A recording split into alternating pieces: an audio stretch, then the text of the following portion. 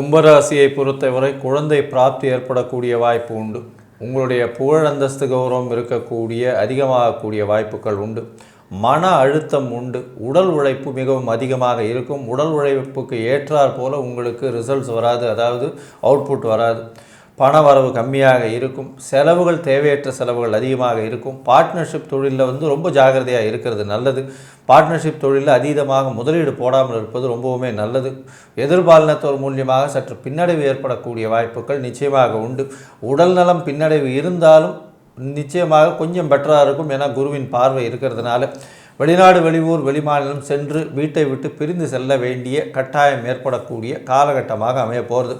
இதை தவிர உங்களுடைய ராசிக்கு பார்த்தீங்கன்னா 4-9 அதிபதினு சொல்லக்கூடிய சுக்கிரனும் சரி, 5-8 அதிபதியான புதனும் சரி உங்களுடைய ராசிக்கே வராங்க. அதாவது ஒரு 20 நாள் கழித்து உங்களுடைய ராசியிலேயே இருக்கிறதுனால ஒரு பெரிய மாற்றங்கள் இருக்கக்கூடிய வாய்ப்பு, புதிய வேலை கிடைக்கக்கூடிய வாய்ப்பு, வெளிநாடு போயிட்டு வரக்கூடிய வாய்ப்பு, திடீர் பணவரவு வரக்கூடிய வாய்ப்பு எல்லாமே இருக்கும். இருந்தாலும் 7.5 சனியின் ஜென்ம சனி போயின்னு இருக்கிறதுனால உடல் நலத்தில் சற்று பின்னடைவும், மனசில் கிளேசமும், தீர்க்கமான முடிவு எடுக்க முடியாமையும், தேவையற்ற சலனங்களும், அதை தவிர உடல் உழைப்பு அதிகமாகவும் மன அழுத்தம் உண்டாகக்கூடிய காலகட்டமாக அமையும்.